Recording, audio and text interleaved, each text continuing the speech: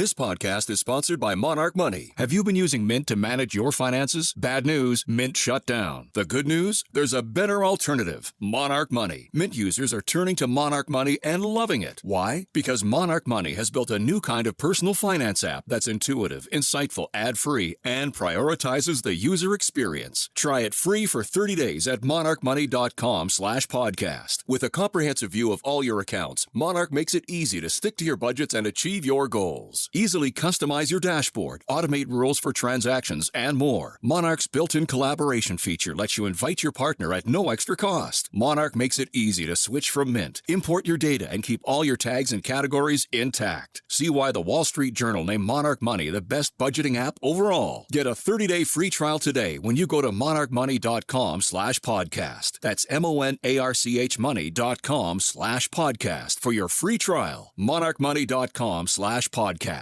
MSW Media.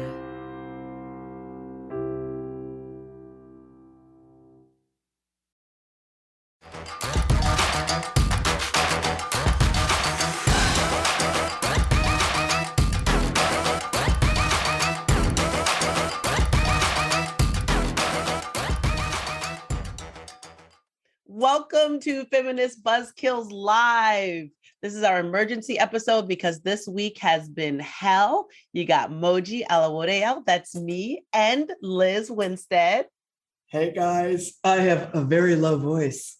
I have COVID. I'm not gonna lie. I got COVID, and so I'm in mid-recovery. I'm doing fine. I'm just a little stuffy, but God bless vaccines and boosters. I didn't get violently ill, so yay science. Yeah, it's exciting. We decided that it's been a week. We've been processing all this information, and we couldn't just not have a pod this week. So we decided to do a mini episode. We're bringing on an incredible guest, Stephanie Toti, who we love. We wanted to bring on a lawyer who actually has argued before the Supreme Court and who also is doing this work fighting against these laws that are happening on the ground, to give us a little bit of a framing and a reset about where we're at now. So that's it. And also because there's just like a lot of shit happening fast and furiously, and literally, Liz, day to day, week to week, week to week, day to day, hour to hour. It feels like things are changing, and there's new information, new misinformation, new outrage, and we just can't sit on it. We just can't sit on it. And this has been a week that has, just since the leak, we have seen people tripping over themselves to be more shitty than the next about taking this from abortion and putting it into, and Marsha Blackburn saying, oh, married women shouldn't be able to have birth control, IVF, ectopic pregnancies, any IUDs, Plan B, medication abortion. Like, it's all just a hailstorm to make sure that your body is some kind of fucking baby making factory for the government. Oh, for sure. If you're not actively gestating, you are a crime scene. Yeah. I mean, I'm literally surprised they're not saying, let's just kill all the postmenopausal women because they're taking up space. And it feels like that's happening. And I just feel like we wanted to just acknowledge that we know that's happening, and that feels really scary. But there's people who will be out in these streets fighting against those laws, proving that they're unconstitutional. And, Griswold, the decision that gave everybody the right to birth control, is still very much the law of the land. So them trying to do that is, there's people that are going to defend that shit by hook or by crook. And we can only hope that the bridge too far is happening, where if they're going to literally push for us just to be weenie garages and like insemination machines, that will be enough, I hope. Or at least should be enough for all of us who have been complacent to step up, move out, and do what is necessary. You can no longer sit back and do nothing. That is just not acceptable in a society that is harming women and people on a gender continuum profoundly. It is doing harm, and it is our jobs as people who have humanity to stop harm any way we can. 1000%. Yeah. So let's get to our guest and keep this pot a mini. Our guest is the attorney who argued and won the landmark Supreme Court abortion case, Whole Women's Health v. Hellerstedt. She and her team of badass attorneys at the Lawyering Project continue fighting other unconstitutional state laws around the country, including this latest shit Texas law. Please welcome Senior Counsel and Project Director at the Lawyering Project, Stephanie Toti. Hey, Steph. Hey, Liz. Hey, everyone. It's really great to be here. Thank you. Yeah, it's really wonderful to have you. We are so fortunate to have you here to talk about this. So as I stated, you've argued before the Supreme Court in front of Alito, Thomas, and Roberts. Were you expecting Alito's full evisceration of Roe? And what were your initial reactions to the document? I have to say the content of the leaked opinion did not come as a surprise, but it definitely still felt like a gut punch. I think that I have certainly been kind of mentally preparing for the court, to roll back protection for abortion rights and potentially overturn Roe. And, my colleagues have been as well. But to actually see it in black and white and grapple with some of the reasoning in that opinion, like women and people of color are not entitled to any greater legal status than they had in the 18th century ever. It's just, it's really hard. And I feel like that opinion is seeking to completely wipe out and obliterate 50 years of progress towards reproductive health and gender equality. And it's devastating. Yeah, it felt just, and I guess they're not mutually exclusive anymore, but it felt like it was written by an anti-abortion activist and not a jurist. And it was just so targeted, and it felt very insulting to also the judges that came before him, the justices that came before him that really wrote these opinions with thoughtfulness and everything. It just felt like it just shat on the institution, the people that came before him, all of it. It just felt, I don't know. That was my take on it as just a layperson. It was like, this doesn't feel professional or constitutional or thoughtful. It feels like a screed. Also, I feel like we were talking about potential worst case scenarios, and this was actually it. Yeah, that's true. I mean, I do think it's important to keep in mind that this was just a draft, and it was a draft from February. And so it's possible that the outcome could be different. It's entirely possible that the reason that the opinion leaked at this time is because some of the justices, were change their minds or in the process of changing their minds, or were trying to soften the opinion. And, maybe somebody wanted to lock it in its original worst case scenario form. But for the people out there, like I've been getting calls from friends and family members, like, so is abortion illegal now? And also from folks asking, like, I was supposed to have a round of IVF next week. Like, is that going to be canceled now? And like, the answer is no, because this opinion isn't the law yet. It still might not be the law. And even if it is, its impact is going to be different in different places. And so I think it's going to be really important, whatever happens in June, for us to get the word out about what it means for people in different places, and where people will still be able to access legal abortion care in this country and other reproductive health services. I think that's so important. I just did a sort of roundtable with a bunch of politically, it's like an organization that was full of people who got activated in 2018. And there was 400 mostly women on this call who the first question they asked was, is abortion still legal? So I can't stress enough what Stephanie just said. Please understand, abortion right now is still legal. This is a draft. Even John Roberts said it has changed since this draft. We don't know what it has changed to.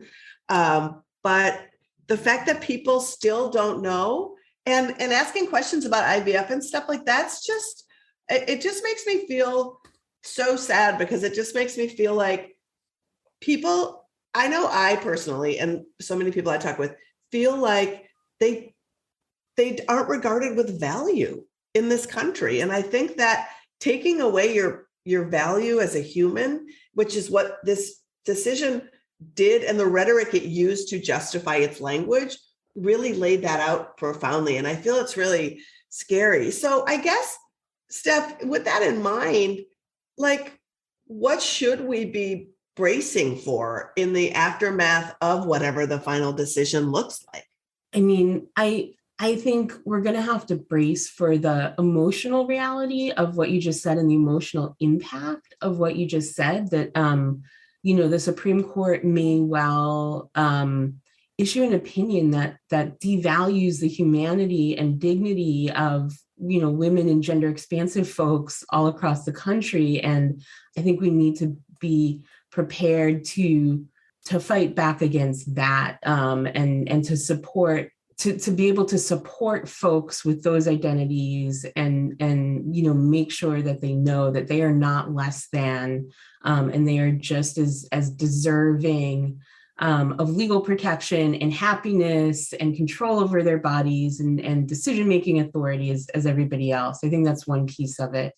I think the other piece is, working together to find a way that everyone can get the healthcare that they need. And that might mean developing transportation networks, donating money to travel funds, abortion funds, practical support networks, for the healthcare providers out there in states where abortion will still be legal, and where the value of abortion care is recognized, for folks that haven't provided abortion care in the past but are qualified to do it, to seriously consider whether now is the time to start offering abortion care, because there's going to be huge increased demand in states where abortion is legal, as well as a huge need to help people get to those states. And I think just starting to think about those logistics and ways that we can all help the folks on the ground who are trying to make that happen and support them will be really important. Yeah, we're pretty excited, Steph. I don't know if you know this. We're putting together a sustained campaign that's launching on July 17th called Operation Save Abortion. And what we're doing is we're asking people to gather in house parties around the country. And then we're pulling all of the grassroots organizations that are doing practical support, abortion funding, douulaing, legislative work. We're bringing everyone to New York, and we're going to do a series of live conversations that will be beamed into people's houses, and then giving them workshop opportunities after each conversation.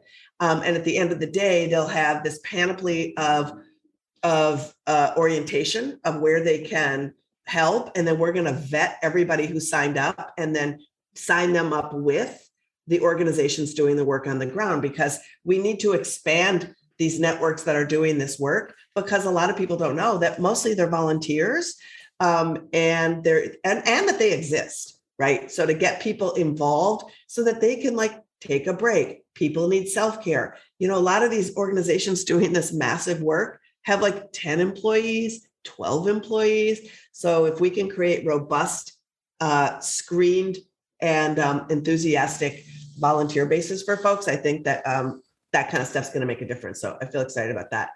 Mo, do you want to take the next one, I think? Yeah, I did. I also wanted to just say, just go back a little bit, you guys were talking about people calling and being like, what's next? Or has abortion been banned? And I just want to remind something we say at AAF a lot, but remind people that a lot of times these bans are in place just to confuse people, right? People have no idea what is happening.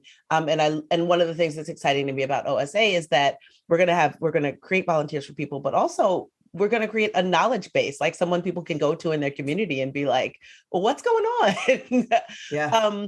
But one of the things that Liz and I had questions about in our talking is like, when people talk about Roe, they're like, oh, maybe it wasn't argued properly, right? Or argued strongly. And for non-lawyering people, that's a really kind of cerebral conversation. But is this opportunity of like the anticipated end of Roe as we know it, is this an opportunity for a stronger case to come to a court and maybe a different court, right?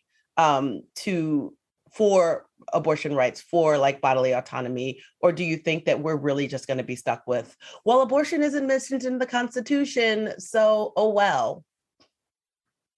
That's a great question. Let me just first say this action that you're planning, in New York and online sounds amazing. And I'm so glad that you're doing that and so excited about it. And so just thank you for that. It's going to be so helpful. I mean, in terms of, is this an opportunity? I mean, I feel like every defeat is an opportunity, and that I really challenge myself to try to be constructive about it rather than just depressed and rather just, focusing on what we're about to lose, to try to think, how is this an opportunity to build something better? Realistically, I'm not sure that the logic of Roe or like the rationale is really what's driving events right now. I think, there are folks on the court who, are just very outcome driven, and it doesn't matter how good the argument is, how amazing and the argument, the legal arguments are, how beautifully the briefs are written. This outcome would have been the same. But at the same time, these folks who are on the court now aren't going to be on the court forever, and this isn't the only court in the country that has power. There are 50 states with 50 state Supreme Courts. And we kind of have an opportunity now to go out there in a more grassroots way and, build out the abortion right one state at a time. And then, come back into the federal courts and maybe have a new Supreme Court strategy somewhere down the line where the justices are different, or maybe there's been some more transformation in their thinking or approach to the law. I think that's really good advice to remind people of the different courts we have and the different ways that we have to think about how we show up as citizens, right? It's like if you demand it in your state and a bunch of state Supreme Courts have said, we believe that this is your autonomy, or our state has codified this into our state, bringing that to say, shouldn't this be a federal thing if all of our states believe that it's a thing, or most of our states believe it's a thing? I think those things are really good to think about. So I'm just curious, as you are somebody who, you and your firm have been fighting against these laws for years now around the country. How does your legal strategy change in a post-Roe world? Like, how do we fight, and how does the fight go for you? I think it will depend in part on what the final opinion in June actually says. But I think, there's going to be a lot of attention and resources shifted to ensuring that people can get to the places where the healthcare they need is available. And so, there's all kinds of legal issues, just around that. And, some mundane things about helping people to travel, like insurance coverage and contracts and that kind of stuff. So, some of the focus is going to be there. I think there will also be a lot of work around ensuring that people can disseminate accurate information about abortion and about where abortion is accessible and how to access abortion. I think the anti-choice folks are not going to stop, even if the court overturns Roe. I think they're going to continue pushing for more unconstitutional laws, trying to limit people's ability to travel, trying to limit people's ability to speak about abortion, and to continue to create chaos, as you were saying earlier, chaos and uncertainty and fear. And so I think a lot of work is going to be needed to kind of dispel that, to get the word out to people about what rights they still have, where and how they can access abortion care and other essential health care, and to continue to fight back against efforts to further restrict people's rights. We see now sort of in the wake of this leak, before then, but definitely in the wake of this leaks, anti-choice activists and legislatures are giddy, right?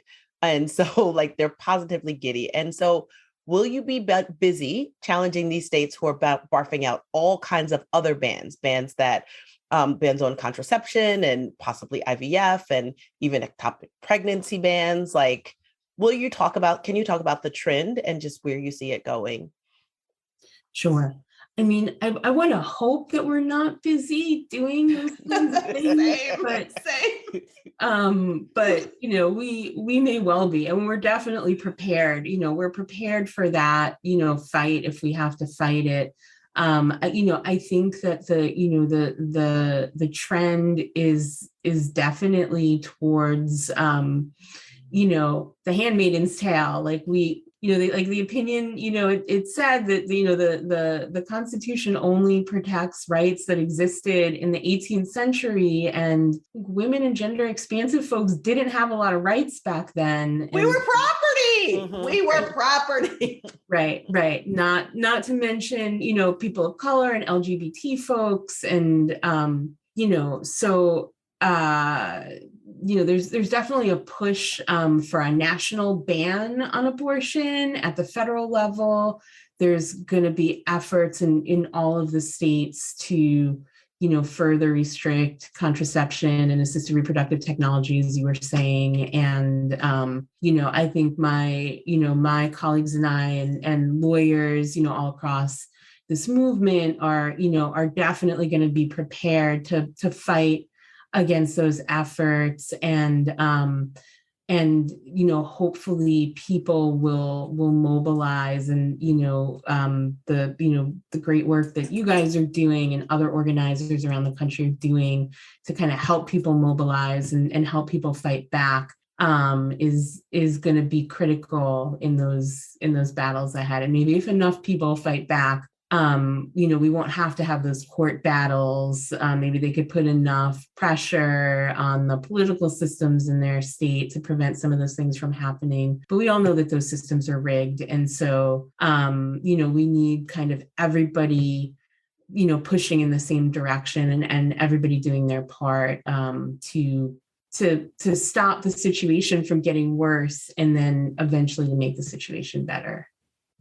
Stephanie, your words are so important, and I was so happy to talk to you, especially because you are fighting and hear the arguments on a daily basis from these different states who are these microcosms of the larger Supreme Court. That goes to your point of like, there is no rationale that's going to change their minds. They don't bring these arguments or these laws because of anything that makes any sense other than just some weird interpretation of what our body should be. And oftentimes it's biblical, and oftentimes it has nothing to do with anything. So I think your words are wise. And I just want to thank you for taking the time, knowing how busy you are, to talk to us about that. Is there anything in final thoughts that we didn't hit, or something that you think folks should know that you have that would be like some wisdom that they could hear before we let you go?